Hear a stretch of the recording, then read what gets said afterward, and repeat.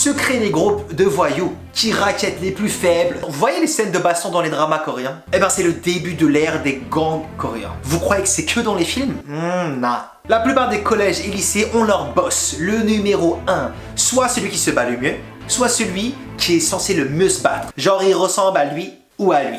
On l'appelle Il-tin. Il a ensuite son bras droit et son bras gauche. Oui, c'était comme dans les films. Chaque établissement a son chang. Certains sont d'ailleurs plus connus que d'autres. Certaines régions sont connues pour mieux se battre que d'autres régions. Certains établissements sont en totale rivalité. On commence à classer d'ailleurs les régions qui sont les plus fortes en baston. C'est là que commencent les fameux Paesaum.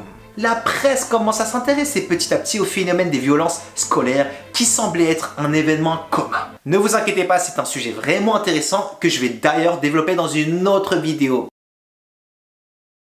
Dans les années 90, la violence scolaire augmente un rythme genre comme ça. Pourtant, la Corée n'en parle pas assez. Les solutions ne sont toujours pas présentes. Les établissements sont bien évidemment au courant des violences scolaires. Très peu, voire personne n'agit. Les sanctions sont extrêmement rares et les élèves se retrouvent au final tout seuls et des fois se vengent à leur façon. Il y avait un étudiant victime de harcèlement constant, cet étudiant en école élémentaire. Je précise que c'est important pour l'histoire, il est à l'école élémentaire. Genre il est en CE1.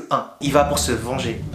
Couper la langue de son harceleur. Ou encore l'affaire d'un lycéen en 1996 qui va planter son harceleur et le tuer. Et enfin, il fallait ces meurtres-là pour que la presse commence à se bouger les fesses. Le gouvernement va d'ailleurs, dès l'année 1997, instaurer la loi sur la protection de la jeunesse, en espérant que le harcèlement cesse.